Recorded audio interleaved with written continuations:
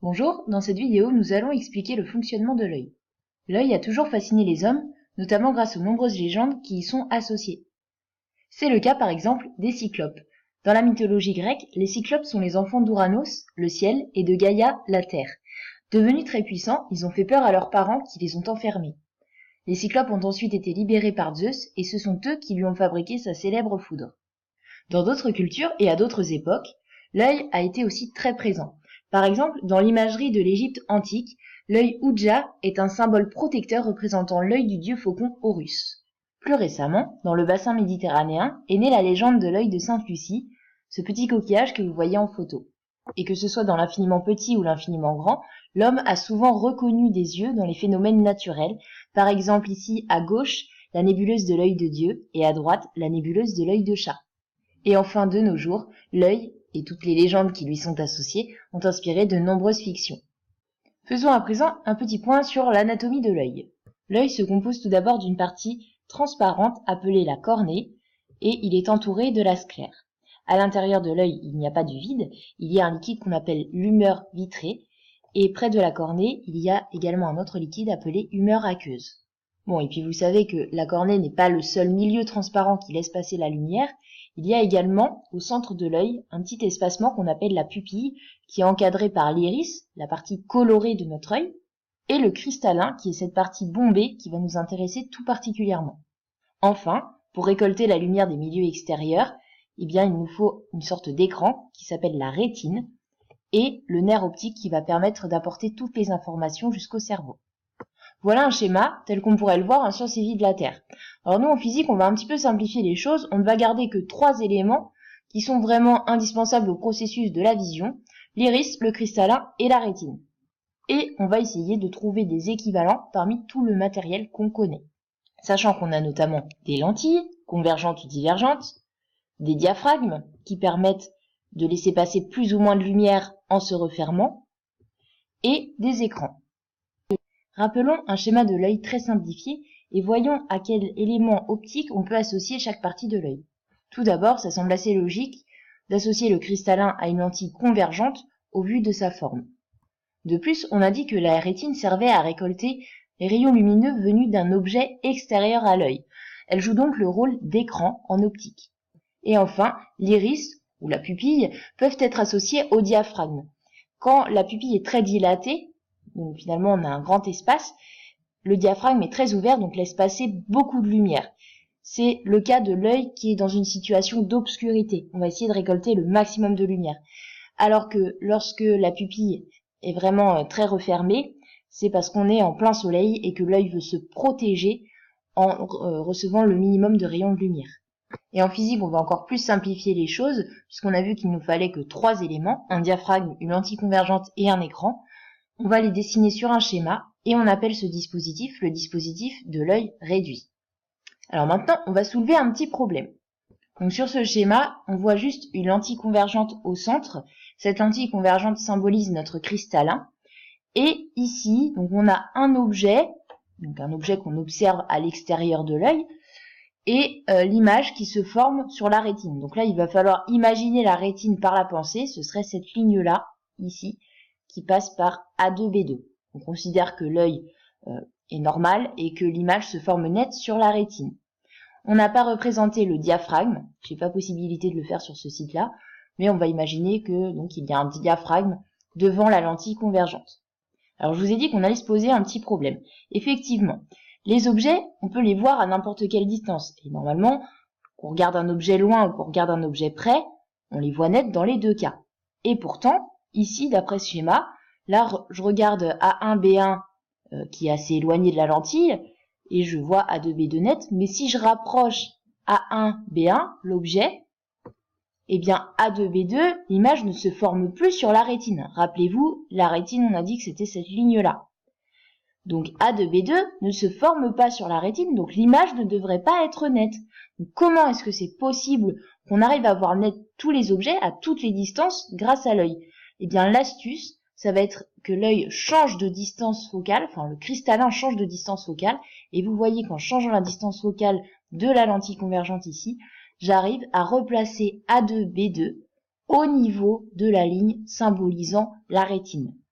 Ce phénomène s'appelle l'accommodation du cristallin. Comment peut-on expliquer ça un peu différemment? Comme on ne peut pas modifier la distance entre l'objet et le cristallin, ni la distance entre le cristallin et la rétine, car on ne va pas s'amuser à déformer l'œil, on n'a pas le choix. Il faut modifier la distance focale de la lentille. Donc quand on a un objet éloigné, le cristallin va s'étirer, et donc les petits muscles ici vont tirer sur le cristallin pour l'étirer au maximum de façon à ce que l'image se forme nette sur la rétine. Et lorsque l'objet est proche, eh bien, les petits muscles vont agir sur le cristallin pour qu'il ait cet aspect bombé et donc qu'il soit plus convergent afin que l'image se forme nette, là encore, sur la rétine. Faisons maintenant une remarque importante. Vous savez qu'en utilisant une lentille convergente et un objet réel, on obtient une image renversée. Et pourtant, vous allez me dire, tous les objets que l'on observe, on les voit droits. Eh bien ça, c'est le rôle du cerveau qui va renverser les informations reçues par la rétine et transmises par le nerf optique. C'est pour ça qu'on arrive à voir tous les objets qui nous entourent droits. Il y a donc un rôle important du nerf optique et du cerveau. Voyons maintenant quelques problèmes de vue et les corrections qui leur sont associées. Dans le cas d'un œil normal, les rayons qui arrivent d'un objet très éloigné et dans le cas d'un cristallin qui ne travaille pas, l'image se forme nette sur la rétine. Dans le cas de la myopie, le problème vient du fait que l'œil soit trop allongé. Ce qui fait que lorsque les rayons arrivent d'un objet assez éloigné et que le cristallin ne travaille pas forcément pour accommoder, eh bien l'image se forme un peu avant la rétine à cause de l'allongement de l'œil. Et pour une personne hypermétrope, eh bien c'est le contraire. L'œil n'est pas assez allongé, il est trop contracté. J'ai volontairement exagéré le trait sur le schéma. Et donc, quand on reçoit des rayons lumineux sans accommodation du cristallin, l'image se forme derrière la rétine. Et donc là encore, on a une image floue au niveau de la rétine. On va voir maintenant comment corriger ces différents défauts de la vision. Par exemple, pour l'œil myope, on a vu que l'image se formait avant la rétine. Il va donc falloir corriger artificiellement la distance focale du cristallin pour faire converger l'image un petit peu plus loin que ce qui était prévu. C'est pourquoi on utilise une lentille divergente de façon à faire converger l'image plus loin et donc sur la rétine. En effet, si on utilisait une lentille convergente, eh bien l'image se formerait beaucoup plus proche du cristallin puisque les rayons lumineux convergeraient beaucoup plus. Voyons maintenant la correction à apporter à un œil hypermétrope. Dans le cas de l'œil hypermétrope, l'image se forme derrière la rétine. Il s'agit donc de faire converger davantage les rayons lumineux pour que l'image se forme nette sur la rétine. On va donc rajouter un dispositif permettant de faire converger artificiellement ces rayons lumineux. Donc vous voyez que la solution, ça va être d'ajouter une lentille convergente devant l'œil de façon à ce que les rayons lumineux convergent sur la rétine. Alors je voudrais apporter une précision concernant un autre défaut de l'œil qu'on évoque couramment, il s'agit de la presbytie. La presbytie présente les mêmes symptômes que l'hypermétropie, c'est-à-dire qu'on voit bien de loin mais mal de près, puisque l'image va converger derrière la rétine. Sauf que la presbytie, c'est un problème de l'œil dû à la vieillesse, parce que les muscles du cristallin ici, qui vont changer la distance focale du cristallin, eh bien ces muscles sont fatigués et donc ne font plus assez converger le cristallin, ce qui fait que l'image se forme nette derrière la rétine. Je vais évoquer un autre point intéressant concernant le processus de la vision, il s'agit de la vision des couleurs. En effet, la rétine est tapissée de plein de cellules qui nous permettent de percevoir la couleur et de percevoir les différents contrastes. Il s'agit des bâtonnets et des cônes qui sont sensibles à la lumière rouge, verte et bleue. Les bâtonnets, on en a beaucoup plus que les cônes et ils nous permettent de distinguer les différents contrastes. Alors quand on parle de vision des couleurs, eh bien là aussi il y a des défauts de la vision qui sont associés, notamment le daltonisme, et comme vous le voyez sur la photo de droite, eh bien un daltonien ne va pas distinguer aussi clairement le rouge et le vert. Alors, daltonisme, ça vient de Dalton, un chimiste du XVIIIe siècle qui était lui-même atteint de ce problème et qui a fait beaucoup d'études pour essayer d'expliquer cette maladie. Bon, il ne faut pas oublier que la vision des couleurs et leur interprétation dépendent de chacun. Et ça, on l'avait bien vu lors du buzz qu'il y avait eu autour de la robe que j'ai mise en photo. Certains la voyaient noire et bleue, d'autres dorée et blanche, parce que chacun interprétait à sa manière la luminosité de l'environnement extérieur. Et ce phénomène, on peut l'expliquer avec ce qu'on appelle l'échiquier d'Adelson. Ici, vous voyez que la case A semble plus foncée que la case B, et pour autant, elles sont vraiment de la même couleur. Quand on les met à côté, elles sont de la même couleur.